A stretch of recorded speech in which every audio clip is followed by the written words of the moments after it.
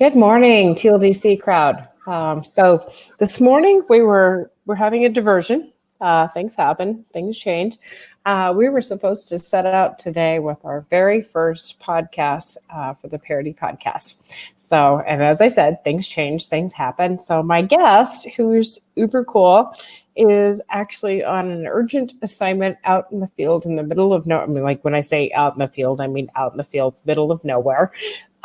With no access. And so we are going to wait a while to talk to our guest that was scheduled for today until she can get back into what I guess the rest of us would call civilization and where she has some Wi-Fi connection. So instead, we've decided to go ahead and turn this a little bit to a different type of topic. And what I'm actually going to do is do maybe a shortened version of our podcast today. And then start to talk about what this is about.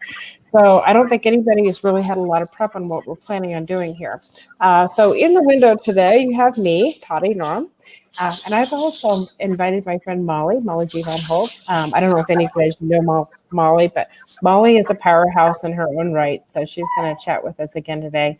Sounds like the Jack Russell Terrier is going to join us in the conversation as well. So if you hear Jack Russell Terrier whining, it's because he was a treat. Anyway, so good morning, everyone. So what I'm starting, and I just want to introduce you guys to the topic, is a podcast based on the equity, inclusion, and diversity of not just our workplaces, but our overall social scenarios. And so I have a slide. Let me see if I can do a share here real quick with my screen. I don't know if I can. I'm going to give it a try. Actually, Luis might have to tell me how to do it. So, hi, Melissa. Thank you. So, Melissa, since you're joining late, just letting everyone know that I don't have my guest for today. She's actually out working in the field. But we're talking today about what we're planning on doing with the Parity Podcast. So, this is a funny story. Luis can probably get a good laugh out of it. When I first said parity, he thought I meant parody, like the comedy routine, a parody. So what we're really talking about is Parity. And essentially parody is the discussion for us of equality, inclusion, equal opportunities, equal representation. And it isn't just a workplace thing. It could be in our social circuits as well. So I just want to go ahead and we're going to do a fairly short podcast today. We'll be talking a little bit about what this is about and what I'm hoping to get from you guys, because I really want your participation in this as well. So we're starting out to talk about what this means. So interestingly enough, and I'll just tell you a little bit about something that I did this weekend. Not this weekend, my world is a blur right now. I just spent 2 weeks training in a new company. So I'm last week seems like this week seems like yesterday. So it's been all pretty crazy. But I participated 2 weeks ago in a podcast aimed at really diversity in the music scene. And so it was actually pretty cool. It's called Colo Local. I was actually behind the scenes. And so, Molly, you'll be super proud of me. I was actually doing the live streaming at it. I wasn't on screen, but I partnered up with a friend of mine who he identifies as genderqueer. And so that's, basically part of the topic that we actually discussed. It was actually pretty cool. Some of the guests that we brought on for musicians also identify, in the LGBTQ world. And so going forward, that is one of our focuses. And so I feel like it's part of what I consider to be bringing forth a boldness to really start to engage in topics and in behaviors, because it really is a behavior-based thing and it can be learned, to really start to look at how we can be more inclusive in our worlds, whether they're our social scenes, in our workplace, or otherwise. So it was actually a lot of fun. I'll have to share it out to you guys in our Slack channel. I think Luis did jump on. And so we ended up doing this as a live stream podcast in basically a gig spot. It was a brewery in Fort Collins, Colorado. So we had a lot of fun with that. But what I'd like to do, and you guys feel free to ask questions in here as well, is to kind of get a sense of what what equity and parity means to you in your workplaces. And I'm going to tell you what I feel like it means to me. The terminology that is widely used in the HR field is EDI.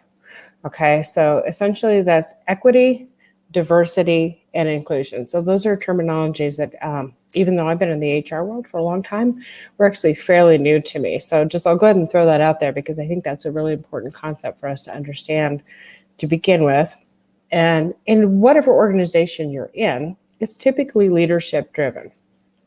But the thing that I'm learning, and trust me, this is all a learning thing for me. I'm just very fascinated actually by what we can do to bring, equity, diversity, and inclusion into our spaces around us, whether that be workplace or social. It involves what they call cross-cultural competence. And interestingly enough, there are some studies out there that say that is a skill set that we can develop, which I guess I always thought that it was more of a mindset, but the word on the street is that this is a skill set that we can develop. So what I'm hoping we can do partly with this podcast is to move forward and really start to individually be able to develop these skill sets for ourselves. And I'm going to just put a little bit of my own opinion. I feel like this is driven by bold behaviors that reflect our core values. So the podcast will center around conversations, and I want to keep this really super positive. I want to focus on examples of people who are making a difference and boldly going out there and doing their thing. And basically establishing the kinds of environments that we all want to be part of. So we will be focusing on conversations around people who are doing things that really are about equity, diversity, and inclusion. So, and meeting the needs of everybody in our environment. So that was the intent for today. I was going to bring on a young woman who I'm completely blown away by. I met her on an airplane a year and a half ago. And so when you get to meet Eiley, she is pretty special. She is a young woman who, with a business degree, who decided that she was going to start a business, and she got into doing something in a very, very heavily male-dominated field. She goes out and she learned the devices that were necessary to do ground-penetrating radar location for essentially cables, pipes, all kinds of things. And she focuses on two industries, the mining and oil and gas industry, and also in road development. She actually worked with the DOT for a couple different states. So she's a super cool lady. And that was who our guest was supposed to be today, but she will be with us at a later date. So that's the kind of thing I want to do. I really want to talk to people who are just boldly going out and saying, okay, I know this is a male-dominated field. This might be a female-dominated field. And people who are just saying, I'm going to put it out there. I'm going to do what I need to do, which is part of the reason, by the way, that I have Molly on. Molly is somebody who I came to know, I don't know, Molly, but 6 months ago, maybe? But she's one of those people as well who just boldly goes out and does what needs to be done. And she's, to me, is a shining example of someone who just doesn't let fear stand in her way. She might disagree with me on that, but I think that that's the kind of mentality that we all need to establish. And then along with that, I feel like we could do that cross-cultural competence. So, Molly, I'd love to hear from you if you have a second. Molly's she's on video mute, but she's on conversation with us. So I'll let you talk. Hi, everyone, and hi, Toddi. Yeah, it's interesting how, thank you for the no fear comment, but I was in fear because I have been in several of my positions and projects in a dominated, and it's interesting how you're treated, especially in the military side of it or anything like that, because they think that because you're female, you should be sitting in the house, cooking dinner, cleaning house, and you don't know what you're doing until you prove them wrong. And that's kind of, an upsetting thing. But when you do prove them wrong, you become one of the guys. And that's nice, but it shouldn't be that way. It should be that no matter who you are, no matter what color, race, religion, you should be able to be treated equal. And so, yes, I was fearful, and I was afraid to say anything on several occasions. And then, you get to the point where you had enough. And one of the last experiences that I had, unfortunately, wasn't with a female. And I know Toddi and I have talked about this, that oftentimes we need to stop all the toxicity. Don't be afraid to talk to people. Believe in yourself and, say something. And you have the choice. You have the choice to not take the risk and be put in the corner, or the choice to say something. And believe it or not, during that time of fearfulness, and you say something, you feel like this is all I have. But after it's said and done, the doors open wide, and it's just like a blessing in disguise because you're making awareness. So I'll stop there, Toddi. Well, and so, I mean, and I think back to it because I think you and I have both worked in arenas that women typically don't work in. Probably most of you don't know a whole lot about my background, but I came actually from working with the Army with Raytheon years ago, and I got picked up by another company to do some incredible work. And I remember this it's still in how things stay in your brain, where you were, the conversation you had, the opportunity presented itself to me to go to work for a subcontractor to another big DoD contractor to roll out the training for the Army robotic system for EOD robots. And I still get chills when I think about it, because I remember the day that I got the phone call, because I had just, I'm kind of a geek. I love technology. I had been engaged in really kind of following some of the projects that we were partnering on with Raytheon, and part of those were some robotics and exoskeleton things. But I had not made that leap forward in the organization I was with to say, hey, I want to be part of this. So I feel like it was probably one of the luckiest days of my life. I got a phone call from a recruiter who called me, and she started talking about developing training for the Army and the robotic systems. And I asked her, I said, is it blank? And she said, yeah, absolutely it is. And I'm like, oh my gosh.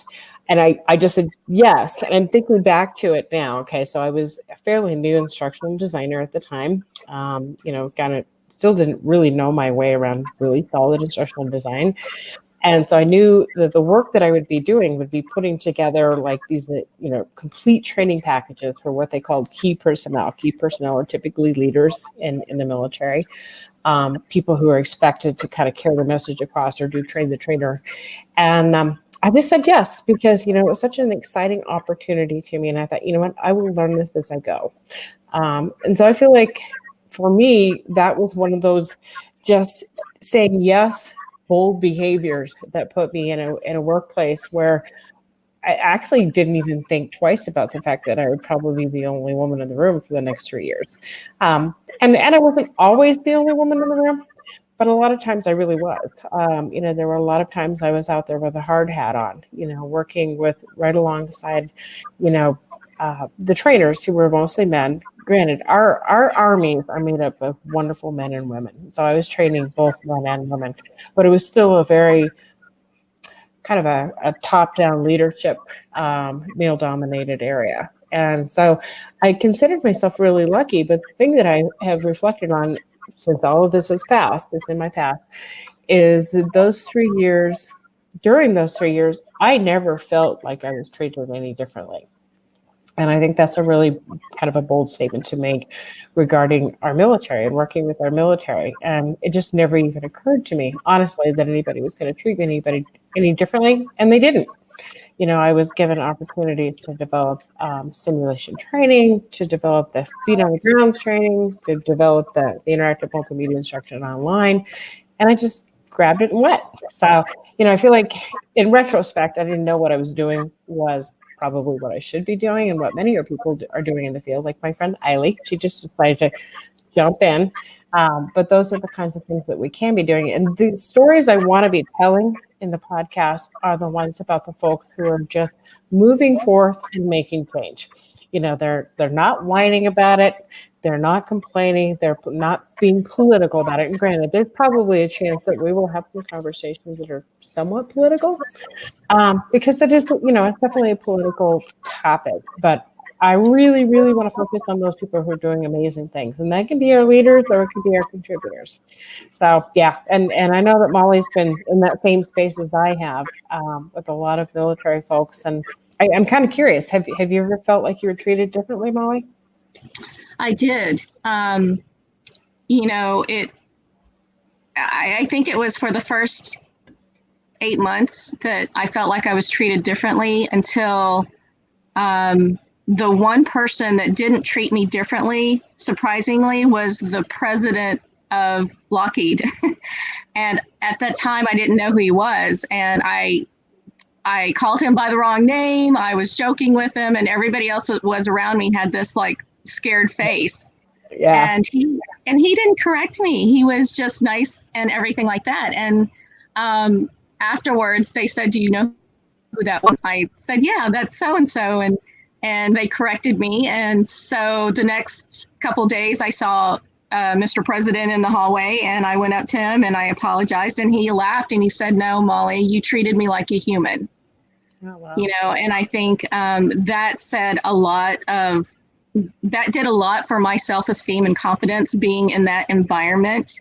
And for him to say that around my colleagues who were men, including my boss. So, and even out of the military and different projects, I've seen that. But, again, you do you believe in you, know your topic. And people who are negative, it's because they're scared. They don't know anything, whether you're a certain religion, whether you're gay, whether you're black, whether you're white, purple, whatever. We all bleed the same way, unless you're an alien. We all bleed the same way. So, you treat everybody with kindness. Surround yourself with positivity, and don't waste your energy on that negative. We all want to see each other grow, and that's what we're here for. And we want to make the world a better place. So, I'm sorry, somebody's calling me. I'm going to mute myself really quick. No worries. Yeah, it's interesting because that message of being kind to one another. Not everybody in here knows some of the things that I have gone through recently, but I recently made an organizational change myself. Not because I didn't enjoy where I was, but I wanted something that was much more diverse, much more dynamic. And so I made that positive change, and very purposely made the change to another organization that I feel like really reflects that kind of value set. But in the conversations that I've had, I've found out that really does flow from the top down. And I saw it firsthand in some of the meetings that I was in last week, because I did 2 full weeks for training. And one of the VPs of the company came in and spoke, and we had a number of conversations about, really working with each other to have the discussions that can make you into a really good friends, or at least colleagues, with the people that you probably spend the most amount of time with during your day and during your week. But the end message from one of the VPs was, treat each other with kindness. In the end, extend a little grace and treat each other with kindness. And I was like, oh my gosh, I have found like my forever home or something in my workplace. I feel like the homeless dog that found its forever home. It's definitely a dynamic environment. I'm going to be working like crazy, like 200 miles an hour, probably for a while, just to catch up to some things that haven't been done. But I feel really grateful for that. And, I've been very, very lucky over the course of most of my career to be in environments where I felt like, I was really part of the team, like I was really valued for what I brought to the table, but probably not even anywhere as much as I did, when I worked directly with the military, standing up training programs at Fort Benning and Fort Bliss, and which is not very blissful, by the way. It's kind of desert-like. But, there's some some things I can reflect on that have happened in my life that have been fortunate, but they were also achieved because I just kind of said, yeah, I'll do that. I'll go forward. Just a really quick story. And I'm just like, again, to me, it's another one of those not doubting yourself kinds of things. My 23-year-old daughter graduated just this last year from Oregon State with a degree, 2 degrees, 2 minors, a degree in fashion design, fashion business, so more merchandising oriented. Additionally, she went for a minor in sustainability, and she also did a minor in engineering studies. And so the young woman that I call my daughter has been right now at work for about a month at the Navy Research Laboratories in Massachusetts. She packed up her stuff and drove cross country. So what she's doing now is she is working with the subcontractors to look at the technical aspects of the uniforms and gear for the Navy, and she's having a blast. She's getting to learn things that she never knew ever before. So Mark says research design. I'm like, yeah, is that cool or what? And it gives me chills to think about, the fact that I personally brought up this confident, amazing young woman who chose to follow her passions, which is, fashion and design. I mean, there was never a time in our lives when the sewing machine and the fabric weren't just littering everywhere in the house. But she took that, and she also loved science. It's just the kids that was in all the science fairs. It was in, Destination Imagination, and creating all kinds of interesting wheeled vehicles. And she managed to merge those two things together, in a mindset that brought her to get this really super cool offer. So she's actually a government employee now, a GS7 with a CAT card and her own office, and a clearance at 23 years old. And I'm like, that happens because she had that confidence to just walk in and say, you know what, I can do this. So that's the kind of things that I really, really want for us to promote. I want us to empower each other to be bold, to not be complicit in our workplaces, by not saying anything. And Molly, I mean, you brought that out so abundantly, is that, part of it is we need to be ourselves, be confident, but also be bold. So anyway, I'm going to pass it back to you for a minute, because I know you have lots to say too. I mean, exactly. We need to lift each other up, learn from our experience. I know a lot of times when we feel like this is only happening to us and nobody understands and we're alone, we're not.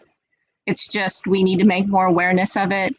And then again, just be positive for each other. And amazingly, from my experience, is that once I did that, I'm having all of this support and positivity and, just mentorship.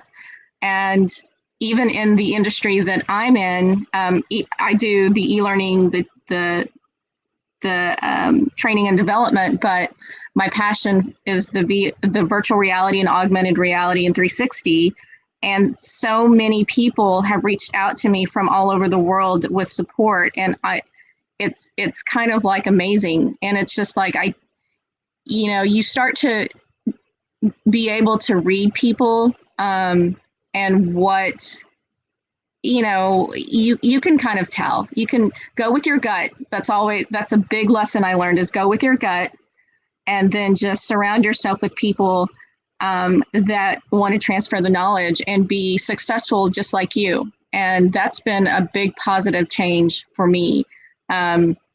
Let people help you. I'm bad about that because I don't want to burden them, but they're like, no, they want to. And so that's the thing, that when you start becoming positive and, believing in yourself and believing in others and just helping each other and being, like you said, kind to each other, that's when everything starts to shine. And that's why I love this community. And I just saw in the chat that Melissa Lamson, she has a master's in intercultural relationships. So, and that's awesome. And, there's just a lot of positive things we can do. So. Absolutely. So I'm hoping maybe I can get Melissa to jump on as a guest now that I know this. So you let us know, Melissa, whenever you're ready, because we'd definitely love to have you come on. And part of what I really want to do with this particular podcast, and granted, we're a small group right now, but you start everything big with a small group of people, is to really start to think about what we would want to see in the podcast. And so I also, part of what I wanted to do today, and so I'll probably cut us off in about maybe 5-10 minutes here. But I really want for folks to think about who they would refer as far as the guest, and whether or not you want to come on as a host yourself, because this isn't the Toddi show. This is really about equity and diversity and inclusion. And trust me, I know a lot of folks who love to talk about that, who like to talk about their experiences with that. And if you have others that you want to bring on to the show, please let me know. So I did, actually, I'm going to hang on, I'm going to put my email in here. This is my direct email. You can bug me all you want. This is my personal Gmail, actually. There we go. So if you have ideas and folks that you would like to bring on as guests, and I for a long time I've followed people in social media who speak to equity, diversity, and inclusion. So I know who some of the big players are, but there's a lot of people who are smaller players who have really great stories.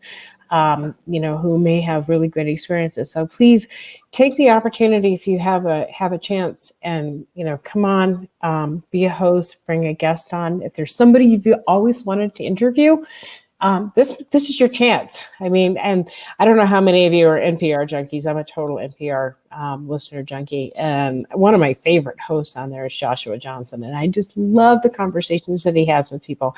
And I mean, he hits some really tough topics, but he does it in such a way that he brings on the guests and he lets them speak for themselves. And so, look at this as an opportunity for you to come in and talk to people that you want to talk to, and you're not on reflecting necessarily just your views, but also gathering, the views and the experiences from others. So please definitely send me emails and let me know. Did I type my name right? Yes, I did. Spelled it right. A good thing. But that's basically it. So this is kind of it's not necessarily a launch today, but it's a really more of an explainer about where we are in this process.